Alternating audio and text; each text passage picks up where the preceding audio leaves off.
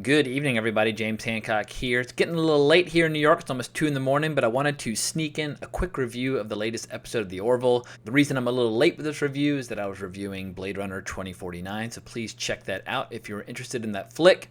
But I'm pretty jacked on caffeine, so I figured why not try to take a crack at episode 5 of The Orville, an episode called Priya, guest starring one of my favorite actresses today, Charlize Theron. If you are a fan of science fiction, it's almost embarrassing how many fun options we have this weekend between The Orville, which this is one of my favorite episodes yet, Blade Runner 2049, and Star Trek on Sunday night.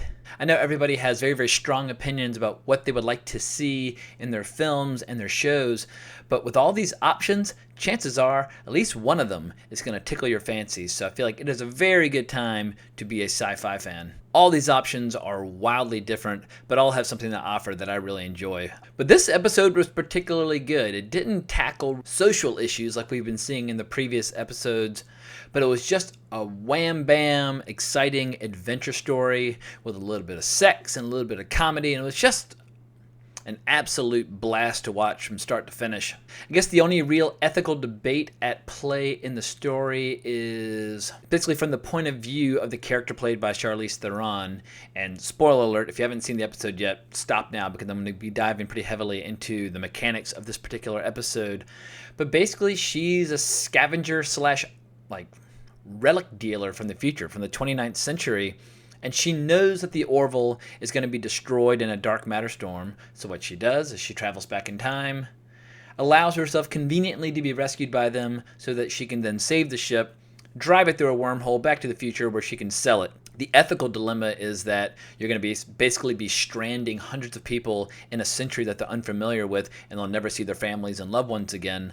However, the flip side of the ethical dilemma is the Orville was supposed to be destroyed in this dark matter storm, so if the Orville saves itself, they are in effect changing the timeline. And I always enjoy these time travel paradoxes and conundrums. They're always a lot of fun to dig into, and I feel like this episode handled it particularly well. But the best part of this episode is that it opens up with the crew watching an old episode of Seinfeld on the bridge, and Isaac's having a little trouble understanding humor, and what it leads to is basically a practical joke contest between Malloy and Isaac. Isaac's the first victim of this little contest when he gets a bunch of Mr. Potato Head accoutrement shoved into his head when he's recharging, and it's absolutely hysterical.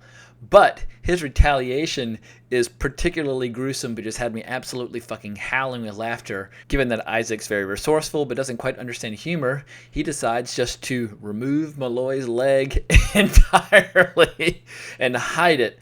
And it's just fucking disgusting, but I couldn't help but crack up because you have Malloy hobbling around with just a stump, wondering where the hell his leg is gone. And meanwhile, most of the crew is occupied by the fact that Priya is trying to take over their ship and steal it, so people don't have so much sympathy for him. When they basically decide that the easiest thing to do is just to regenerate his leg, of course he is called upon to return to active duty while his leg is still just a little wiggly, kind of gimpy, vestigial scrap of skin, basically. So the humor was firing on all cylinders in this episode. If you were to offer a criticism of the Orville, I would say that occasionally the humor is a little infantile. It's a lot of dick jokes, a lot of fart jokes.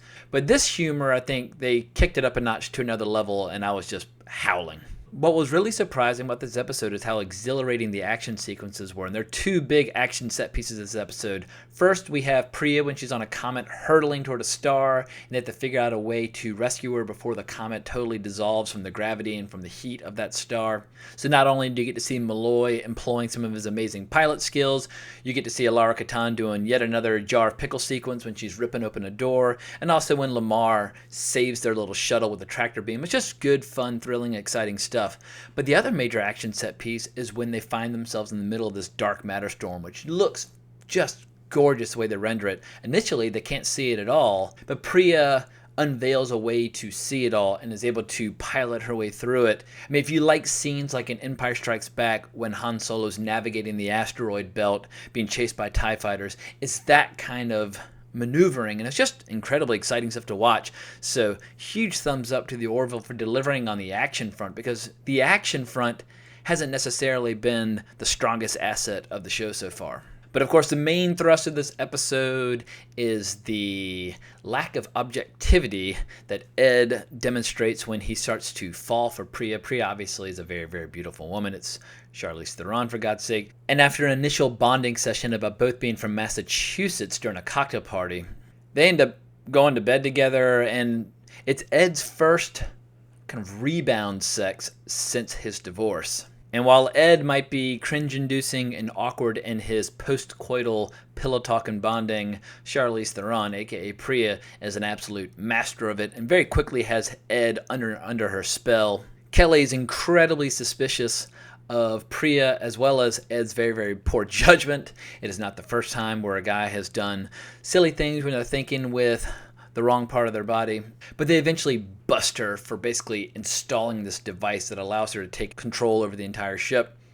But by that point, it's too late because they can't even remove it, and Isaac nearly kills himself trying to solve this riddle or this enigma.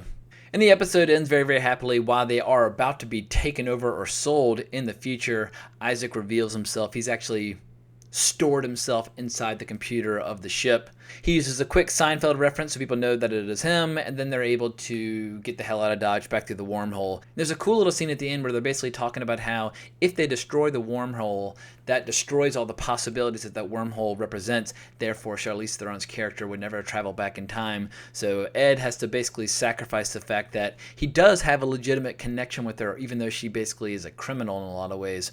But he'll have to sacrifice the fact that he has regained some of his sexual self-confidence since the divorce, but he decides to go ahead and blow it up, and the status quo is restored. So all around, an incredibly solid episode. Might be my favorite episode. I mean, I said that about episode 4, but in terms of just raw entertainment value, it just seems like this show just keeps getting better and better. So I know there are a lot of people out there who really intensely dislike Star Trek Discovery. I strongly encourage all of them to jump on board with the Orville. It's an absolute blast. But for my part, I'm having a lot of fun just enjoying what both shows have to offer. But in the meantime, it's only like 72 hours before I get to watch Star Trek. So as I said before in the beginning of the episode, it is an awesome time to be a fan of science fiction. If you are a legit sci-fi fan, I strongly encourage everybody to check out Blade Runner 2049 this weekend. It really is remarkable that Denis Villeneuve was able to make such a strong sequel to an acknowledged sci-fi classic. But I hope you enjoyed this reaction and review. Give me a shout on Twitter at Colbrax if you want to talk more, or just leave a comment in the comments below. And I'll be back at y'all in the very near future. Thank you so much for watching my channel. Please consider giving it a subscribe. Thank you so much.